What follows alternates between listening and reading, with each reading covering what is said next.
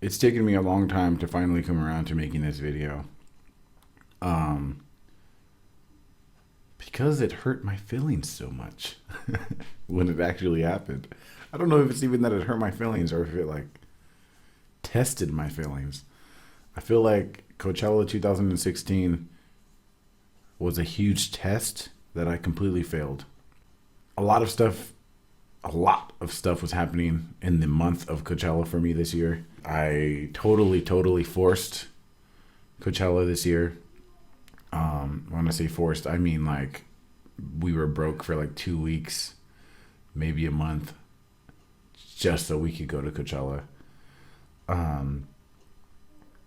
Though I tried not to not let that get me down during, I did my best to make sure that everything was positive and that I was, staying positive about Coachella and making sure I told myself, if we're going to be broke for 2 weeks, this is going to be the best Coachella ever. So I was probably more prepared than I've ever been this Coachella. It was only me and Monica this Coachella, like last year, as far as like who was in our car and stuff. And as you can see in these next few videos, everything was going great.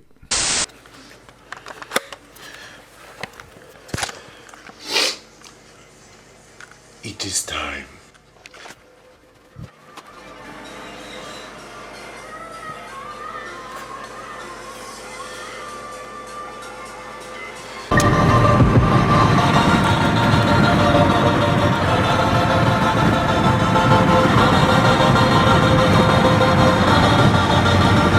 Are we so serious?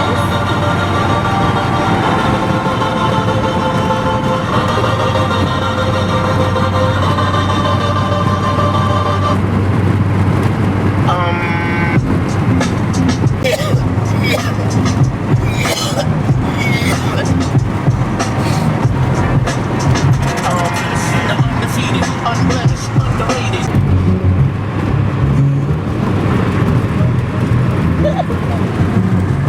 I just noticed I'm wearing the same shirt as in those clips, and that was a complete coincidence. As you can see, everything was going beautifully. I was smoking a blunt by myself.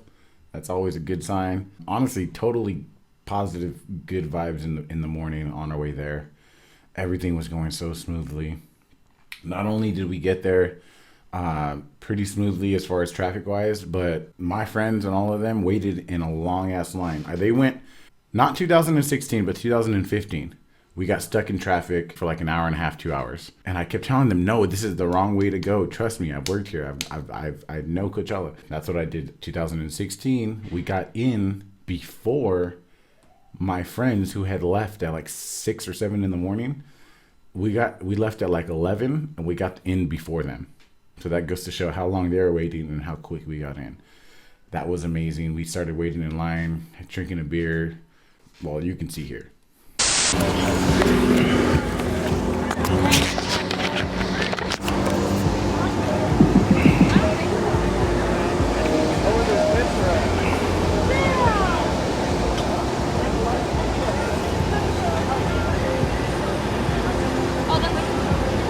Back, I'm talking Tommy Hilfiger, wave cap, way back when we said we need the wrist, Rocky ASAP. I had the Casio time to replace that. Don't make me snap back to the teaser, snap back. Calla with the flow, you know they don't want you to snap, yap. Don't make me get the car seat, niggas know I'm they pat, boy.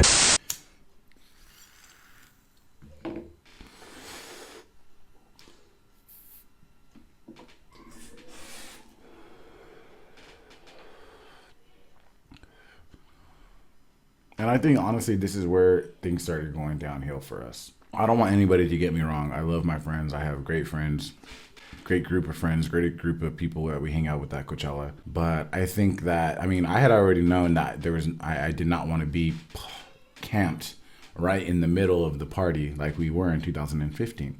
It got too dirty. Everybody was too loud and rowdy. And, it's Coachella. Yeah, that's cool. I just don't want to be fucking right in the middle of it. I'd like to be a few tents away so I can at least relax, have my own clear, clean space.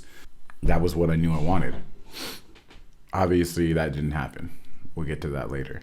Like I said, I don't want anybody to get me wrong. I have good friends, great friends, but But I think the moment we met up with them and decided to hang out with not only my close group of friends, but also their friends and their friends and their friends, I think that might have been when we fucked up, because everything was great. We got in the line. We ended up getting to, we actually camped in a horrible spot. They sent us to a horrible spot far away from the festival. It would have really sucked. I'm the type of guy that I'll roll with it though. If that's where the universe wanted us to camp, I was ready for it. And I was already, but everybody there was like acting like we had a choice. Like, what the fuck? Like this is where they sent us. Like, what are we gonna do? Say no? I'd rather camp somewhere else. Like, and that's literally exactly what we did. They all said fuck this, drove off in a big ass line, and I was sitting there like, I don't want to. I didn't want to do that. Like, it was weird. It fucked up all the organization of the event. It was just weird. I ended up following them to another site. And keep in mind that security, they guide you and tell you where to park. We said fuck it, started our cars and drove off through the fucking campsite and went to a completely other lot. And I think that might have been where I was just like, because I wasn't in control and I was just like, I don't know. I think that might have been where the bad vibes kind of started. We parked and we were actually able to get a little closer. So that was cool. It seemed like it was going to be all right. But then we ended up setting up and I started to realize, holy fucking shit, we're right in the middle of everybody. Literally right in the middle. Right outside of our tent was the kick it area. And I did my best to push through it and not think about it. But that was literally when it became to the point where I knew, like, fuck.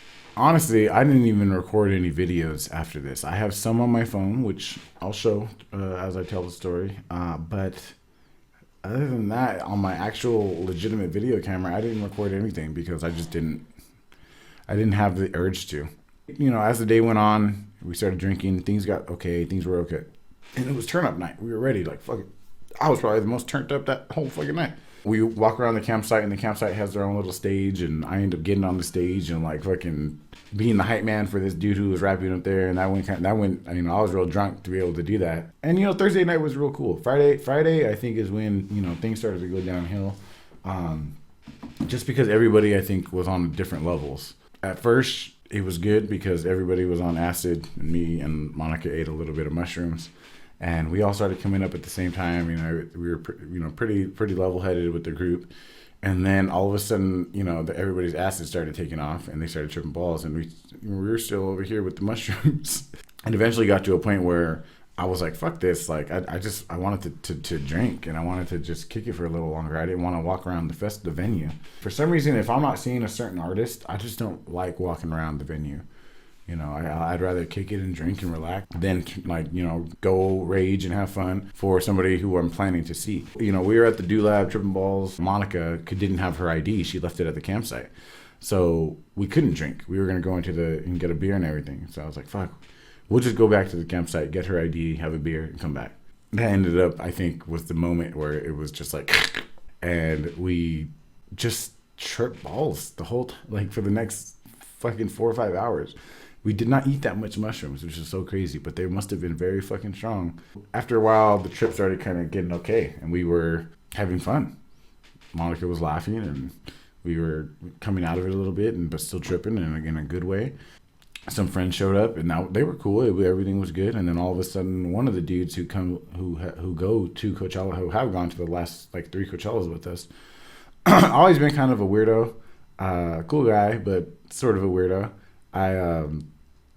He started just being very, very fucking crazy and weird on his acid trip, like trying to fucking like grab females and kiss them and like weird fucking crazy shit. And I told everybody there, like, there's absolutely no way that's okay with me. Like, no fucking way. Get this fucking guy out of here before I beat the shit out of him, because I don't give a fuck if he's on acid or what, but if he comes up to my fucking fiance like that, I'm gonna beat the fucking living shit out of him. I kept telling him, if you guys like, I'm not like you guys. Like, I'm not gonna just laugh it off. Like, he's no, it's not gonna happen. That was when everything went fucking straight downhill. I'm not even sure if that was Friday or Saturday when that happened. But either way, I was ready to beat the fuck out of somebody, and that's when everything went downhill. Vibes were weird. Everything just got weird. Not necessarily with the people, but maybe even just in my brain and Monica's brain. We were just thrown off. You know, it was hard to even enjoy the rest of the weekend.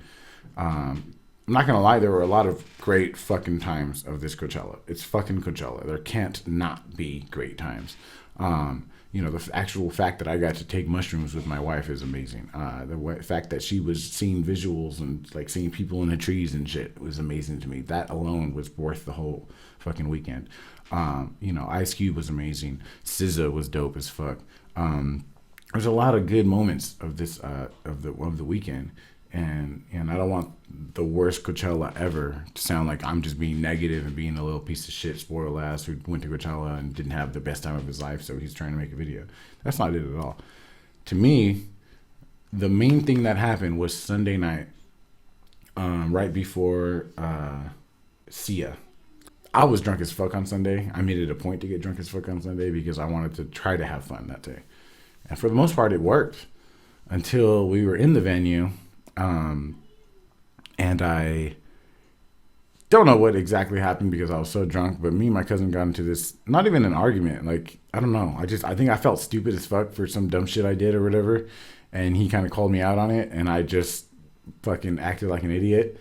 And I, threw a fit, basically. I left and was pissed off for like 2 hours and had to, you know, try to sit through Sia. I don't even barely remember seeing her, but we sat there the whole time. But I was just sitting there like pissed off, bitching and yelling at myself and cussing and punching the ground and shit. Dumb shit. Punched the ground so hard that my fucking wrist and hand were all fucked up for like 3 weeks. After that, we left the venue early. This is the first Coachella that I left on a Sunday and didn't do like a walk around and literally do my best to just soak it all in until the next year. That was the first Sunday I didn't do that. So we went back to the campsite and I was ready to go home. I was like, fuck this, let's go home. I'm done. Like, I was on a point where I was saying, fuck Coachella. I don't even want to do this anymore. Like, this don't even make no sense. This shit's stupid. What a waste of money. Total just flush of negativity through me. And I had a literal fucking anxiety/panic attack in the car trying to leave because I was trying to leave and they wouldn't let us out because of some curfew thing. So we had to like literally sleep in the car for an hour or two. And then after that, they still wouldn't open it up for like another hour after that. So I literally was in the car, like shaking, like hyperventilating and couldn't breathe, having a crazy anxiety attack. This has never happened to me before. Now, I've had like moments where I felt like real anxious and real nervous, and I know what an anxiety feels like, but not a crazy anxiety attack where I'm hyperventilating and can't catch my breath. That fucking shit was crazy. The whole energy of everything that happened was crazy.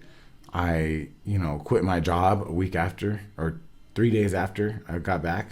I completely regretted going, in the few weeks after. I completely regretted it. I didn't even want to go back ever again.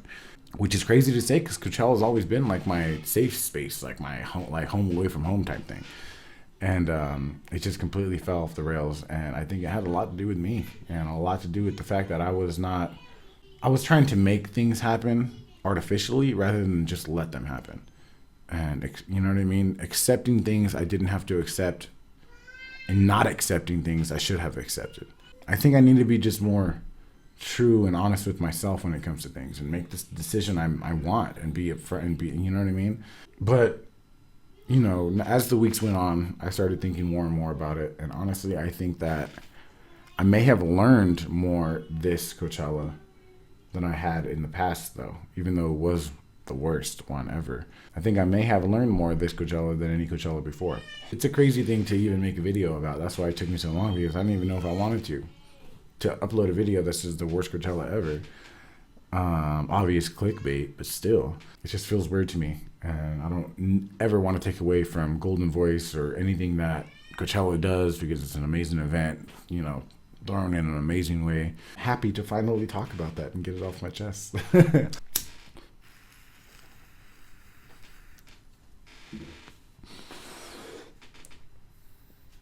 Well, I do appreciate you guys chilling with me. Hope you guys are enjoying the more consistent videos.